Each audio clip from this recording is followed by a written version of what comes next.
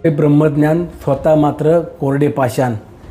हीच काँग्रेसची संस्कृती आणि विचार अलीकडच्या काळामध्ये संपूर्ण राज्याला देखील पाहायला मिळत आहेत। आज आमच्या नेत्या राज्याच्या उपमुख्यमंत्री आदरणीय सुनीत्रा वहिनींवरती जे काही बेताल वक्तव्य केलं त्याचा तर आम्ही जाहीर निषेध करतोच, परंतु काँग्रेस पक्षाला देखील अशा पद्धतीचं वक्तव्य करत असताना महाराष्ट्रातील महिला भगिनींचा आपण किती सन्मान ठेवता हे देखील आज स्पष्टपणे आपल्या वक्तव्यातून दिसून आलेलं आहे। महिला भगिनींचा आदर करणे, सन्मान करणे ही आपली संस्कृती आहे, परंतु सुनीत्रा वहिनींसारख्या एका खंबीर अशा व्यक्तिमत्वावरती आपण जर शिंतोड उडवण्याचं काम करत असाल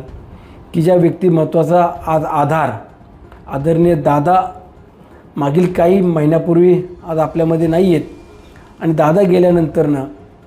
सुनीत्रा वहिनींनी पक्षाची जबाबदारी,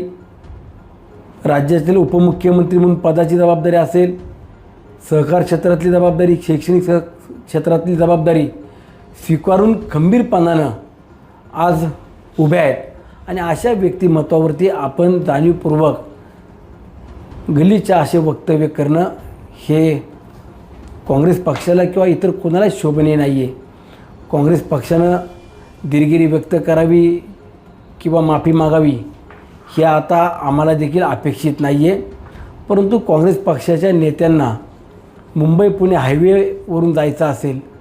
तर मावळातले माझे मावळे, माझी जनता, दादांवरती प्रेम करणारे सर्व कार्यकर्ते